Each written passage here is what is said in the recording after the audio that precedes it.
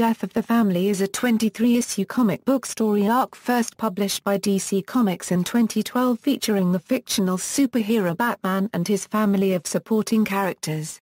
The arc spans several titles featuring characters of the Batman family including Batman, Batgirl, Batman and Robin, Catwoman, Detective Comics, Nightwing, Red Hood and the Outlaws, Suicide Squad, and Teen Titans. The story involves the return of Batman's arch-enemy, the Joker, and his plan to destroy all of the people Batman has come to rely on over the years, the multiple Robins, Batgirl, Catwoman, Alfred Pennyworth, and Commissioner James Gordon. The title is a reference to the classic Batman story arc A Death in the Family, in which the Joker murders Jason Todd. Synopsis. Lead up Following DC Comics' 2011 relaunch of several of its comic series for the New 52, Detective Comics #1 sees the Joker captured by Batman and sent to Arkham Asylum. Unbeknownst to Batman, this is part of the Joker's plan to meet with the villain Dollmaker, who surgically removes Joker's face at his request and then pins it to Joker's cell wall as a sign of his rebirth. Joker then escapes and remains unseen in DC Comics for approximately 1 year, making a shrouded appearance in Detective Comics #12, overlooking the Gotham City Police Department building. The story also references events depicted in several Joker-related stories including Batman, The Killing Joke, Batman, The Man Who Laughs, and Batman, A Death in the Family. Main plot Batman, Joker marks his return to Gotham by attacking the GCPD and recovering his preserved face, killing 19 police officers in the process. He later televises a warning, via the son of his first recorded victim, that Mayor Hadey will die that night, referencing another of his earliest crimes. However, the police assigned to protect Hadey are killed by a combination of chemicals while Hadey survives. Batman analyzes the chemical compound and finds 3 inert ingredients whose initials spell ACE, leading him to the ACE chemical plant where Joker was originally disfigured. He encounters a person dressed as the Red Hood, one of Joker's aliases, and is struck by an oversized mallet that pushes him into an empty chemical vat. The Hood, revealed to be Harley Quinn, warns Batman that Joker is not the same. Batman manages to escape the vat before it can fill with chemicals. Elsewhere, the Joker attacks Alfred Pennyworth. Each issue of Batman also contained a short backup story. In Batman #13, the story sees Joker preparing Harley to meet Batman in the chemical plant. After Batman returns home and learns of Alfred's kidnapping, a clue leads him to believe Commissioner James Gordon is Joker's next target. Batman saves Gordon after Joker poisons him with a powerful blood thinner. He then goes to the Gotham Reservoir, the first place he faced off against the Joker. The villain reveals that he has already reenacted his earlier crime, killing several people and blowing up the reservoir, injuring Nightwing. Joker immobilizes Batman, and states his plan to kill each of Batman's allies, believing they have made Batman weak. Joker claims to know their true identities. In the backup story, Joker invites Penguin to an event he has orchestrated at Arkham Asylum. Batman frees himself and attacks Joker, but is paralyzed by Joker venom, allowing Joker to escape. Batman is recovered by the Bat family and taken to the Batcave, where he confesses that after an early battle with Joker, he discovered a Joker playing card in the Batcave. He dismisses the idea that Joker has found the cave, but the family fears that Joker knows their identities and blame Batman for concealing such a possibility. Later, Batman interrogates an Arkham guard, who admits that Joker is waiting for him at the asylum. As he ventures into the asylum, his internal dialogue reveals that the movements he had previously seen in Joker's eyes when they met indicated love. In the backup story, Joker is shown to have taken over the asylum and meeting with the institutionalized Riddler. In Batman #16, Batman encounters Mr. Freeze, Scarecrow and Clayface. Batman finds Joker with Two-Face, Riddler and Penguin, but before he can stop them, Joker shows him video of Nightwing, Robin, Red Hood, Batgirl, and Red Robin. Joker orders Batman to take his place on his throne an electric chair to spare their lives. Batman does so, receiving an electric shock. In the backup story, Two-Face demands to be included in Batman's death, but Joker traps him behind bars alongside Penguin and Riddler. In Batman number 17, Joker hosts a mock dinner in the caves leading to the Batcave. Batman and his allies have been bound and doused in gasoline, with Joker warning against escaping at the risk of agitating the flint in the cave. Everyone in the Bat family save for Batman have also been bandaged. A brainwashed Alfred serves them with a cloche seemingly containing their own severed faces. When Joker threatens to ignite the gasoline, Batman escapes and triggers a blaze, but uses an explosive and his knowledge of the cave system to blow its roof open, allowing water to rush in from above and douse the flames. When he frees the others and they take their bandages off, it is revealed that they still have their faces. The whole scene was a sick ploy by Joker. Batman pursues Joker to the edge of a large drop. Batman claims that he knows Joker's true identity, but to prevent him from saying it, Joker purposefully knocks himself over the edge and falls out of sight. Batman finds a notebook which Joker claimed held the secret identities of the Bat family, but discovers it is blank. Meanwhile, the Bat family are gassed into attacking each other, but manage to fight off the gas influence. Later, in Wayne Manor, Batman tells a recovering Alfred that after finding the Joker playing cards in the cave, he confronted Joker about it in Arkham Asylum as Bruce Wayne. Joker failed to acknowledge him and Batman realized that he did not care who Batman was under his mask. The members of the Bat family refused to meet with Batman. Later, Batman studies the chemical makeup of the gas Joker used on the Bat family, and finds an inert isotope. The chemical compound Ha equals tie-in plots equals Batgirl. In Batgirl number 13, Barbara Gordon's mother is attacked in her home by three men in clown masks and Hawaiian shirts, referencing the Joker paralyzing Barbara in Batman, The Killing Joke. In Batgirl number 14, Barbara receives a call from someone she believes to be Joker, warning her that men are also coming for her. Three men wearing clown masks break in, but Barbara defeats them. The caller reveals that they know Barbara is Batgirl. As Batgirl, she finds the Joker holding her mother in a bowling alley where he has killed all the patrons. After confronting the Joker, she learns that the caller is her psychopathic brother James and he led her to Joker to save their mother. Joker then presents Batgirl with her mother's severed finger bearing her wedding ring, and asks Batgirl to marry him. In Batgirl number 15, Batgirl determines that she is going to break Batman's rule and finally kill Joker. Batgirl meets Joker at a church, accompanied by his goons and a priest. James calls and tells Joker to leave Batgirl and their mother alone, but Joker refuses, prompting James to travel to the church. After the wedding, Joker attempts to cut off Batgirl's limbs, intending to store her in his basement to keep her from cheating on him. James arrives and claims he has freed his mother, allowing Batgirl to fight Joker's henchmen. James betrays Batgirl, rendering her unconscious and trading her to Joker in exchange for his mother's life. When Batgirl awakens, the Joker prepares to show her an unseen item on a cloche. The story is concluded in Batman number 17. Batman and Robin. In Batman and Robin number 15, Batman's son Damian defies his father's orders to remain in the Batcave and investigates Alfred's kidnapping. The investigation leads to Gotham Zoo where Damian is captured by Joker. Joker accuses Damian and the other members of Batman's family of being a burden that prevents Batman from being the best foe for Joker. Joker tells Damian that his and Batman's greatest fear is being responsible for the other's death. Joker then presents Damian with Batman in Joker makeup, and states that Damian must kill Batman before Batman kills him. Unwilling to kill his father, Damian chooses death, but the Joker kills Batman before he can deal a fatal blow.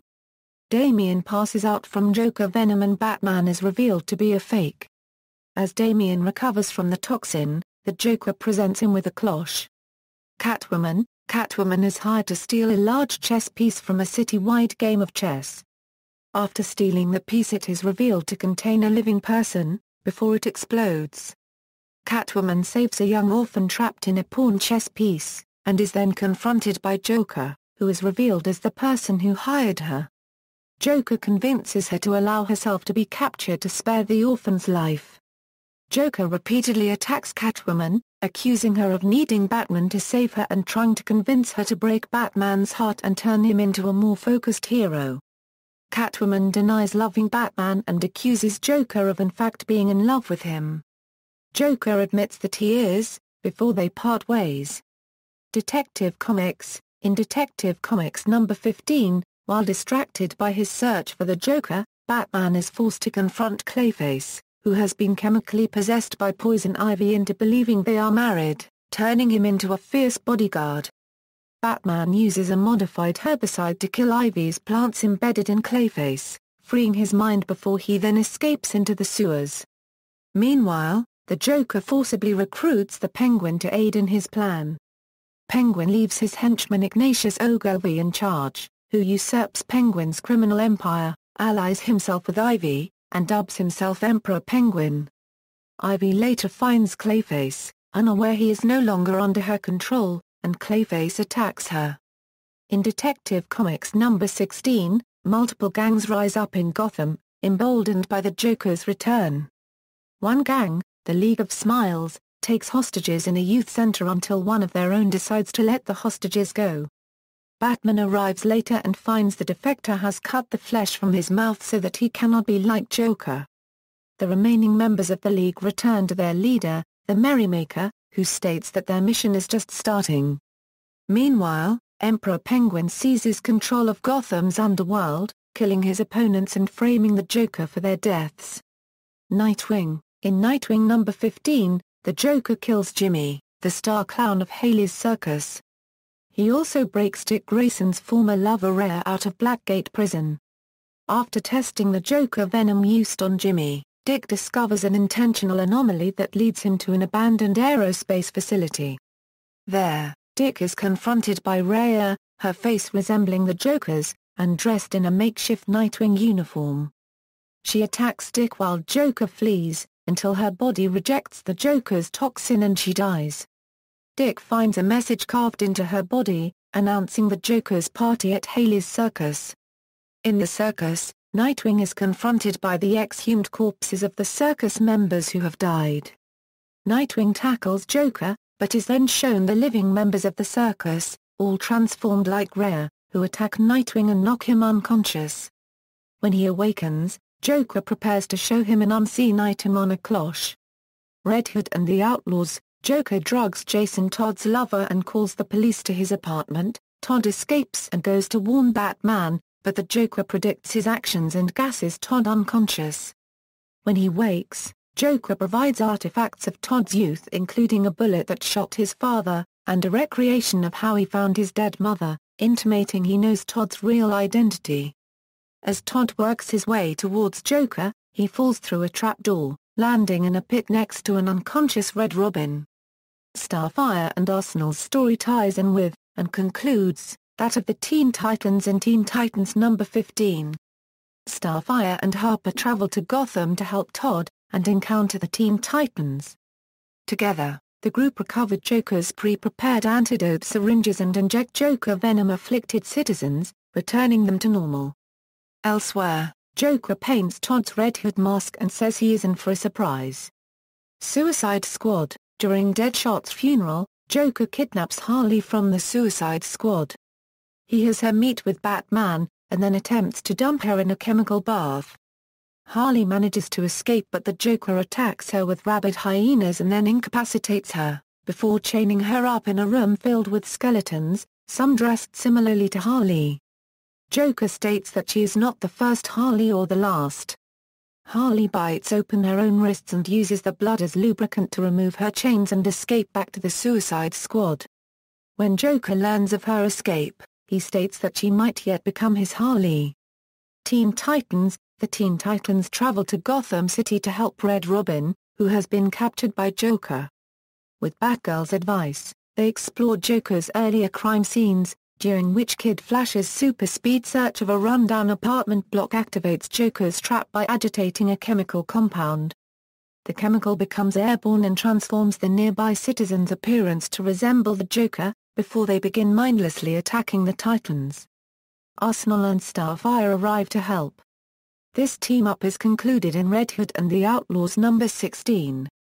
Continuing from Red Hood and the Outlaws number 15, Red Hood and Red Robin work together to escape Joker's captivity after he seemingly presents their fathers as hostages.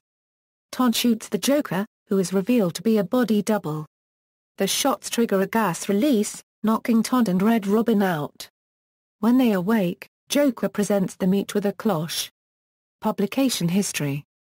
The return of the Joker since his initial New 52 appearance in Detective Comics No. 1 was teased in early July 2012. Death of the Family was first printed between October 2012 and February 2013, and spanned 23 individual issues across 9 separate series, each focusing on individual members of Batman's extended supporting cast, Batman, which served as the main plot between Batman and the Joker. Batgirl. Batman and Robin, which focused on Batman's son Damian Wayne, the current Robin. Catwoman. Detective Comics, which focused on Batman. Nightwing. And Suicide Squad, which focused on Joker's sometimes girlfriend Harley Quinn. The arc also included a crossover story in Red Hood and the Outlaws and Teen Titans, which focused on both the former Robin, Jason Todd, and Red Robin, starting story threads in one series that were then concluded in the other.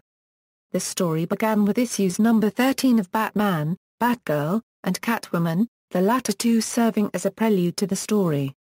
The series were published monthly and all concluded in January 2013, except for Batman, which published its 17th issue in February. The final chapter of the story. At the 2014 Chicago Comic and Entertainment Expo, Scott Snyder revealed the story was always intended as a two-part story, and his idea for the second story would be about how much the Joker hates Batman. Death of the Family was followed in 2014 by Endgame, in which the Joker returns to wreak vengeance on Batman for rejecting their relationship. Snyder described it as the concluding chapter of his Joker story. Reception. Batman No. 13 was generally well received for its plot, which was considered to be fittingly horrifying and filled with tension representative of the Joker's return.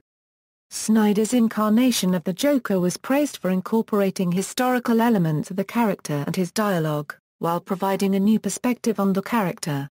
IGN's Benjamin Bailey said that the story would be part of a classic Batman story, and Comic Book Resources' Ryan Lindsay said the issue is the type of introduction every story deserves.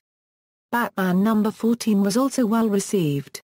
Comic Book Resources' Greg Mailhatton enjoyed the sense of isolation that emphasized the effect on Batman of not having his supporting cast, Batman's narration and the dialogue between Batman and Joker.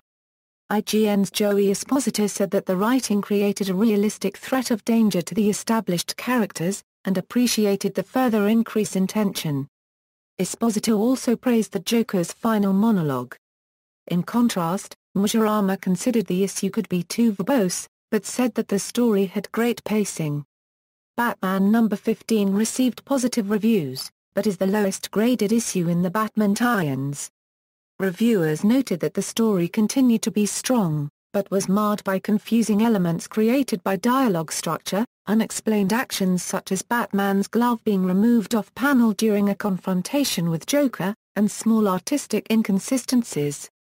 Mujirama's David Pepose praised the opening narration, but was critical of the lack of involvement of the Batman family considering their central purpose in Joker's plan, and Esposito said that the story was masterfully told, highlighting the Batman-Joker dynamic. Esposito praised Snyder's writing in Batman No. 16 for its exploration of Batman's relationship with his rogues, especially Joker, but criticized the seemingly sudden peril in which Batman's allies are placed as the Batman issues offer no information on the events in their respective tie-in issues, undermining Batman's primary motivation to protect them. Mujirama's Lam Pitts said that Snyder had created a great, unforgettable and suspenseful Batman story, with a Joker that potentially bested all previous incarnations of the character. Mujirama's Kelly Thompson said that the creative team had taken a character of which he was tired and reinvented him while creating a pivotal story. Esposito gave the story arc's finale in Batman No. 17 a score of 10 out of 10, and said it contained possibly the greatest dialogue exchange between Joker and Batman since the end of The Killing Joke. Esposito also said that the story had managed to redefine one of the most iconic villains in history, not just in comics, but in literature as a whole, while being able to elevate Batman and his allies to a whole new level. Comic Book Resources' Doug Zeiser said that the issue succeeded as a grand and satisfying conclusion to the series' spanning story arc, but Pepose noted story elements that became fake-outs, and an inconclusive ending as negatives. Pepose said even though the landing isn't completely stuck, this is still good work. The Guardian Stuart Kelly said the overall story arc was a classic in waiting, and said it was both cerebrally satisfying and genuinely spine-tingling. Greg Capullo's pencil work received consistent praise throughout the series. Esposito said he is possibly the best Batman artist, providing energetic images, while Mujirama described his work as visceral and greatly detailed, but sometimes cluttered. Other reviewers noted the detail in his work and described his contributions as astounding. Jonathan Glapion and FCO Placencia also generally received praise for, respectively, their inks and colors. Batgirl was considered one of the strongest tie-ins, owing to the pre-existing relationship between Batgirl and the man who crippled her, Joker.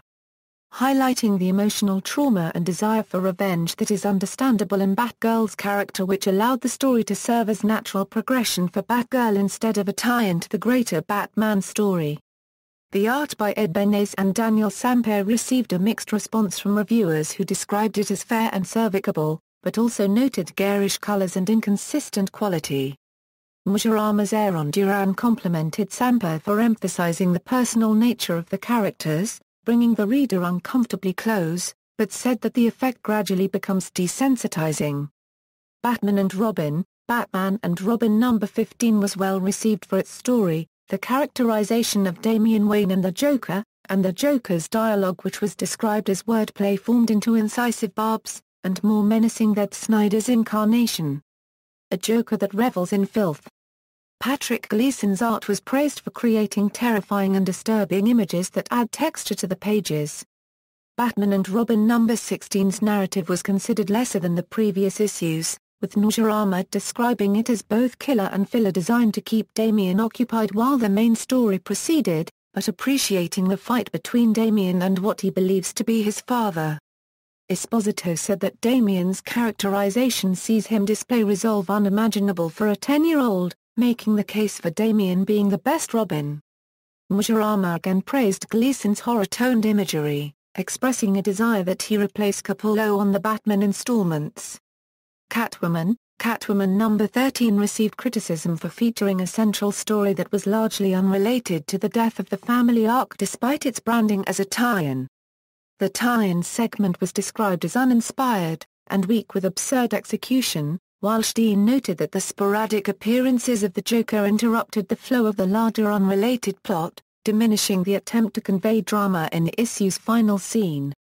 Catwoman number 14 received similar criticism. Thompson said the Joker-Catwoman concept fell flat and offered no insight about either character, and regressed Catwoman's relationship with Batman, presenting her inner thoughts as shallow. Pepose scored the issue 3 out of 10, saying the issue was all spectacle without substance. Pepose said, "When the big insight is that the Joker just wants to be Batman's biatch, you know things have taken a wrong turn somewhere." Pepose noted that Joker having the upper hand in dialogue with Catwoman, made the character appear like a rube in her own book. Nightwing, IGN's Jesse Steen scored Nightwing number 15 6.1 out of 10, and number 16 7.4 out of 10. For issue number 15, Steen was critical of the event interrupting the book's ongoing story development and considered that there were storytelling missteps that undermined the emotional impact of the book's events. Comic Book Resources' Greg Mailhatton however said the issue worked well as both a tie-in and an individual Nightwing tale that progressed the characters' personal, professional and superhero relationships. For issue number 16, Steen felt that the overarching story and the death of the family books required an increasing amount of suspension of disbelief in how Joker simultaneously assaulted each member of the Batman family and his failure to actually eliminate those members after capturing them. Steen said that the issue was emotionally brutal and frustrating because Nightwing is easily rendered helpless by the Joker's machinations. Eddie Barrow's artwork was generally praised for its somber, shadowy tone in both books, but Steen criticized inconsistent character appearances. Suicide Squad. IGN's Jesse Steen labeled Suicide Squad number 14 as a superfluous tie-in that added nothing meaningful to the death of the family story arc or the relationship between Harley Quinn and Joker. However, Steen described Fernando Dagnino's art as solid, with moody and shadowy tones that fit the somber tone of the series' own ongoing story. Comic Book Resources Greg Mailhattan said the issue was saved by the parts of the story unrelated to death of the family, and the tie-in plot slightly diminished the momentum of the series. Mailhattan called Dagnino's art uneven, citing the Joker's appearance as the most problematic visual that never quite looks right. Steen said that issue number 15 improved by focusing on the Joker-Quinn plot, but criticized the Joker's characterization for lacking the same creepiness and inhumanity displayed in other Death of the Family books, and found the plot point of Joker being legitimately in love with Quinn out of place for the character and the arc's central plot of Joker shedding his humanity entirely. Sales Death of the Family was a sales success, with issues regularly appearing in the top monthly sales during its release.